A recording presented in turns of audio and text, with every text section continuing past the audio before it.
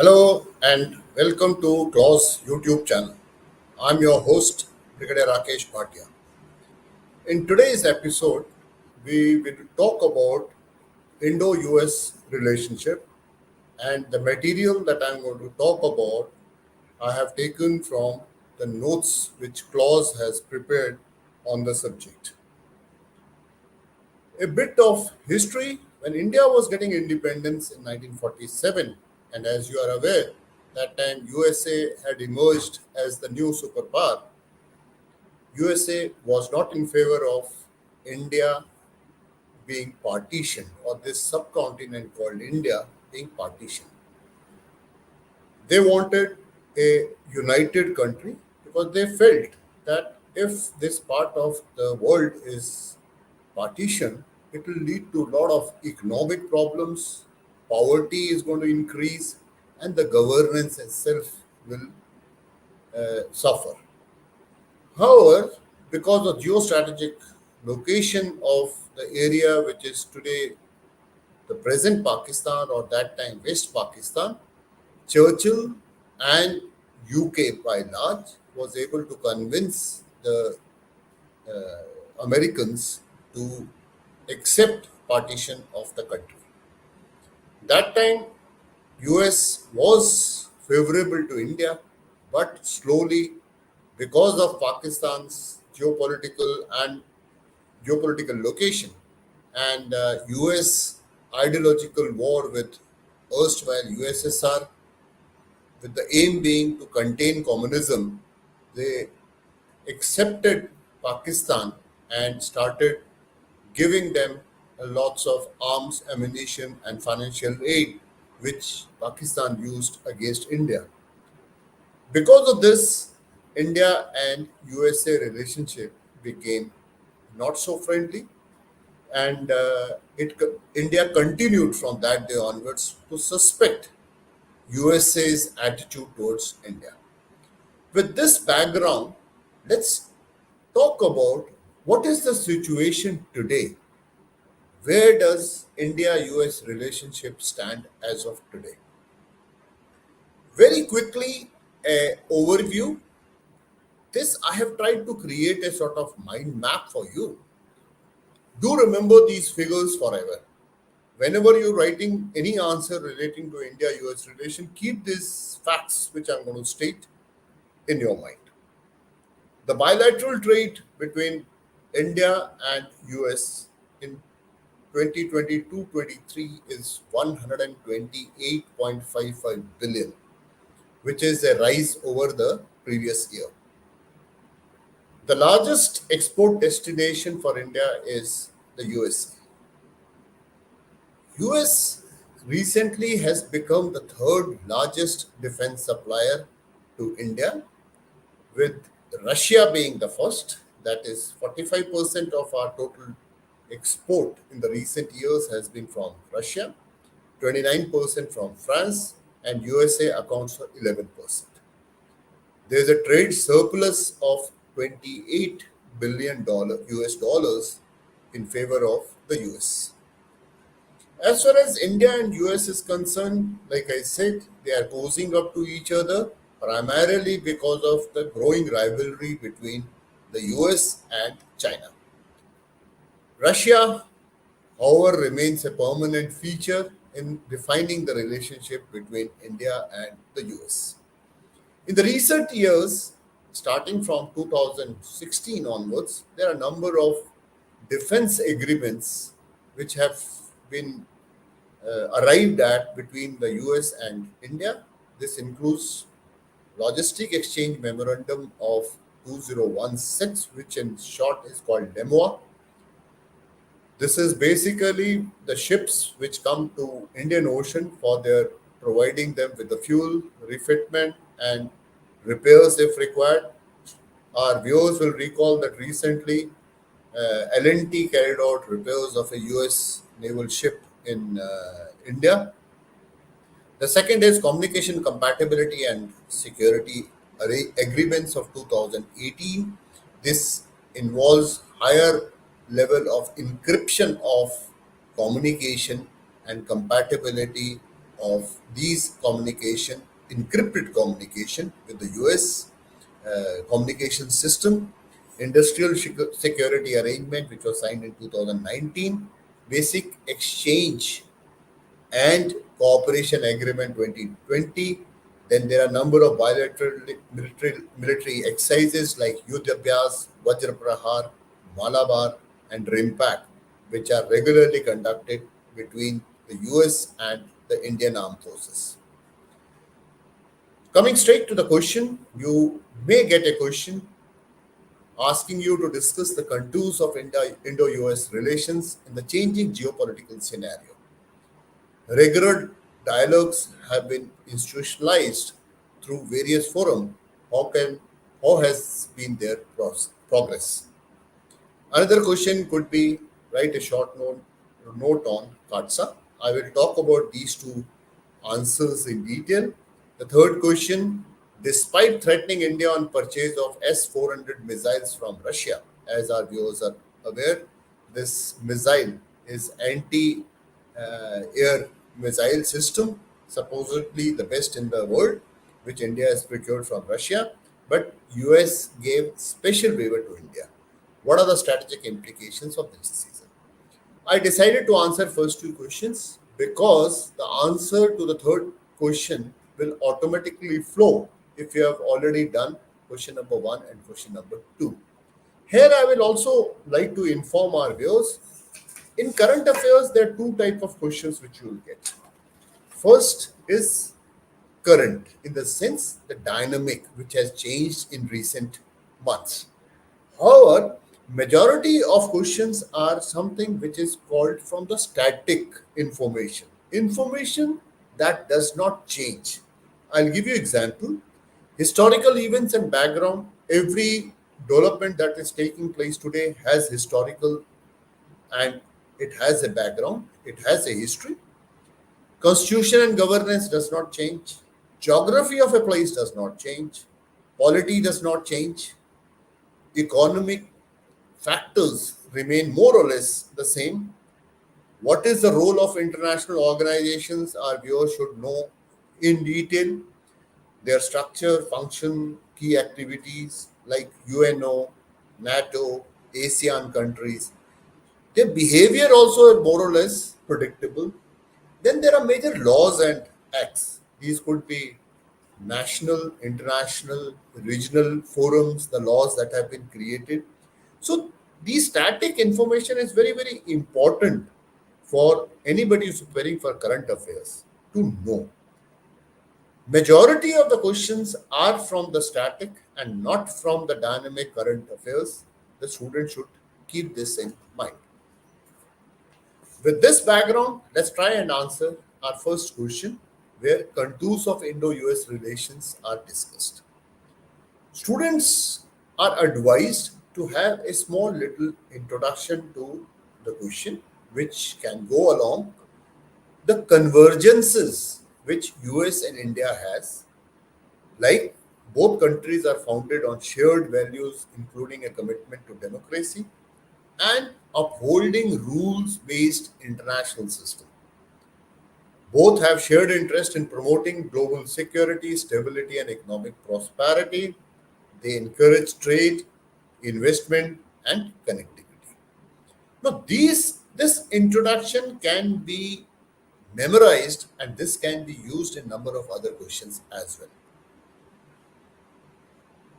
Economic relations, very briefly, I have given you in the mind map. However, I will repeat that India has emerged as a correction. The US has emerged as the biggest trading partner on account of increasing economic ties between the two countries. The bilateral trade, 128.55 US dollars, which is an increase of 7.65 over 2021-22 financial year. Export has risen by 2.81% against 2.81%, which today stands at 78.31 billion against 76.18 in the previous year, while the imports have grown by 16% to 50.24 US dollars.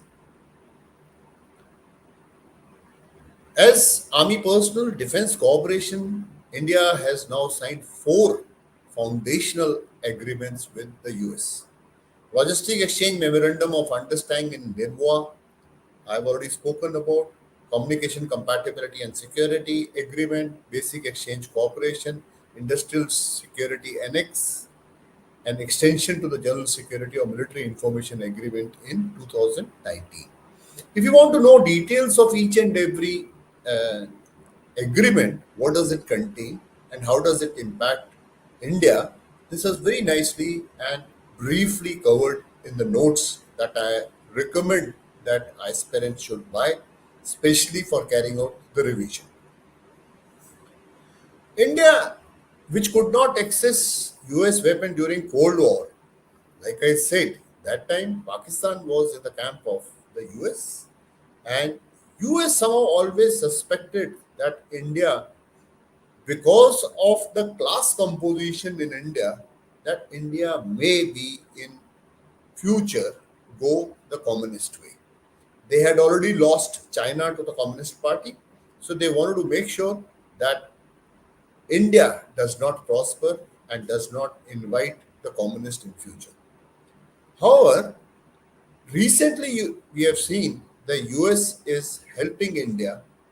Here also it is his own interest because he wants to reduce India's dependence on Russia for its military supplies. Recently, Prime Minister Modi had visited Russia, and the reaction which the US government had was very, very, I won't say violent, but US did not like it, especially the US ambassador to India, Garrity, in an open forum in a defense conclave, made it very, very clear that US has not appreciated. But despite that, India, which was at one time a non-aligned country and champion of non-aligned movement, has now started going into multinationalism, where he is supporting the US, the Russia, and trying to get the best while being friends of all and enemy to none. The joint exercises that the two countries are carrying out, I have already spoken about. And there is another grouping in the Middle East called I2U2, which involves India, Israel, UAE, and the US, and is being termed as the new Quad. India is also part of the Quad, that wherein India, US, Australia, and Japan. This is though it does not have security connotation, but this is for domination in the Indo-Pacific region of the world. Space Research Organization of India, that is ISRO, and the US National Aeronautical Space, that is NASA, are developing a microwave remote sensing satellite called NISAR, which is a short form for NASA ISRO Synthetic Aperture Radar. In June 23, ISRO signed with NASA the Artemis Accords to participate in peaceful and sustainable civil exploration of outer space. Another very interesting joint initiative is called the ISET, where the national security advisors of the US and India, they cooperate and innovate key technology in domains like artificial intelligence, quantum computing, telecom, space, biotech, semiconductors, and defense. It was launched in January 2023. However, there are also major challenges which exist between India and the US. One of them I have just alluded to: India Prime Minister's visit to Russia. There were comments and adverse comments in the US policy as well as in their press. US has always criticized initially India's policy of non-alignment during the Cold War, and now, as I said, multi-alignment. After the 9/11 attacks, India was told to dispatch troops to Afghanistan and later to Iraq in 2003. which India refused to do. Even today, India refuses to toe the American line on the Russian Ukraine war. On one side, it is importing the cheap Russian oil, and on the other side, Prime Minister Modi had given a statement in Austria, the place where he went to immediately after Moscow, that blood of innocent children should not be targeted in Ukraine. So India is trying to be aligned with all the nations in the world. The diplomacy today, which is being undertaken, is basically that our own interests are looked after, and the high pedestal diplomacy which we were used to few decades back has somewhere been left behind. India's engagement with US adversaries. India has criticized the US decision to block Iranian and Venezuelan oil. India has actively worked to bring Iran into the SCO. Now, US has always been criticizing India's democracy. A lot of US organizations and foundations, they have tacit support of congressmen and senators, which question the present state of democratic discourse, press, and religious freedom in India. Some of these are published in the International Religious Freedom Report 2023 and Human Rights Report on India 2021 by US State Department also. Now, there is a mismatch somewhere. While the US Army needs India's support primarily to dominate in Indian Ocean and also as a bulwark against China, because as far as Indian Ocean is concerned, Indian Navy and Indian geographical location and size of India is the only country which can counter China. However, there are also people who are not very comfortable the way India is carrying out engagements with those countries which are supposedly working against the interest of the US. So there is a very fine line which India is drawing, and this tightrope walk India needs to balance itself.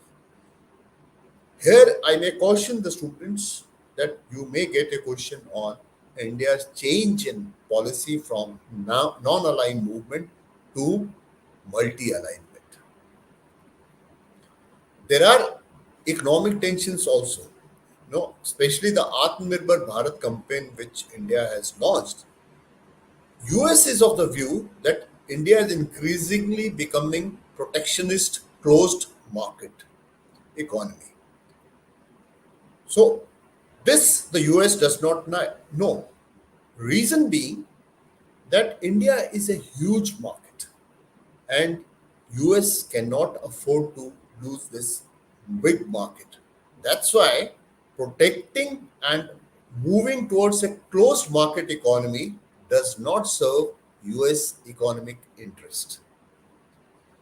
Effective in 2019 June, the USA decided to withdraw duty-free benefits to Indian exporter under generalized system of preferences. The program, which affected India's export-oriented sector, specifically pharma, textiles, agriculture products, and automotive parts. So if you see, while India-US relation on one side have improved tremendously, however, US continues to suspect India, and in turn, going by the history, India has never forgotten that in 1971, the US had moved its Seventh Fleet to stop the 71 war in favor of Pakistan. And what the US did in Kargil war is also remembered by our uh, politicians and competitors. So, what is the way forward? The way forward is that partnership between the two countries is critical. We have to ensure free, open, and rule-based Indo-Pacific region. If US is dreaming of this, the cooperation between India and the US is very, very critical. The unparalleled demographic dividend provides enormous opportunity for the US and Indian firms for technology transfer, manufacturing, trade, and investment.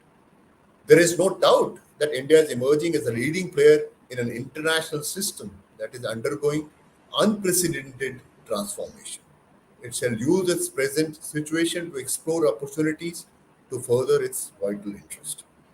India is also the leader of the global south, the countries which erstwhile used to be referred as third countries, third world countries, now being called as global south. This is also a trending topic which the DSSC aspirants should prepare. This is also covered in the clause notes. There is a act called Countering America's Adversaries Through Sanctions Act, in short called CAATSA. So there may be a question on CAATSA. It could be a 50 marks detailed question or it could be a short note. Now, this act was passed by the US in August 2017. It aims to counter aggressions by enemies or perceived enemies of the US. That includes Iran, Russia, and North Korea, and asks for punitive measures against this. The title of the act primarily deals with sanctions on Russian interests, such as its oil and gas industries, defense and security sector, financial institution in the backdrop of its military intervention in Ukraine. It empowers the US president to impose at least five of the 12 listed sanctions enumerated in Section 235 of the Act. Two of the most stringent of these sanctions are export license restriction, through which the US president is authorized to suspend export licenses related to munitions, dual use, and nuclear related items, and the ban on American investment in equity debt of the sanctioned person. In a diluted form, one example from the history which I can quote is that after the Tiananmen Square incident in China, the US had put China on ban of similar nature, though that time it was not an act. What is the implication of this act on India? In a way, India's arms procurement from Russia can get affected because of this act. Now, here, recall what I said about S 400 missile system that we had taken.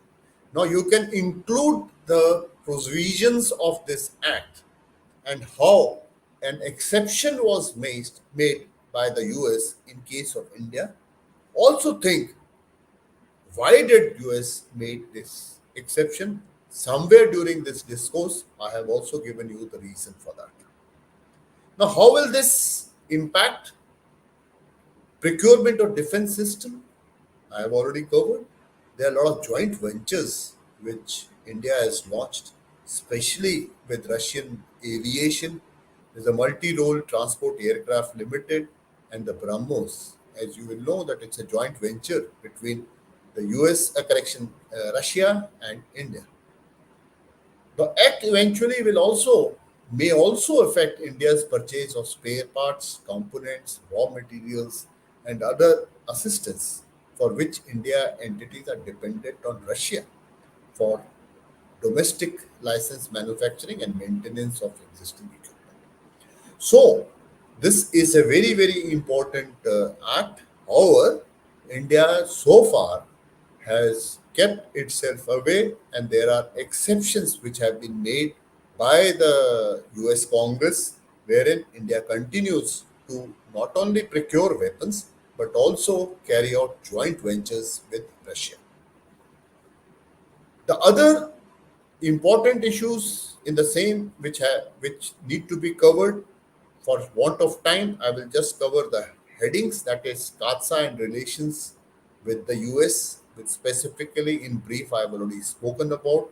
The exemptions which the US has given, again, S 400 and the joint ventures are result of these exemptions, and what is the way ahead. These are covered in detail in the question in the notes that have been prepared by Clause.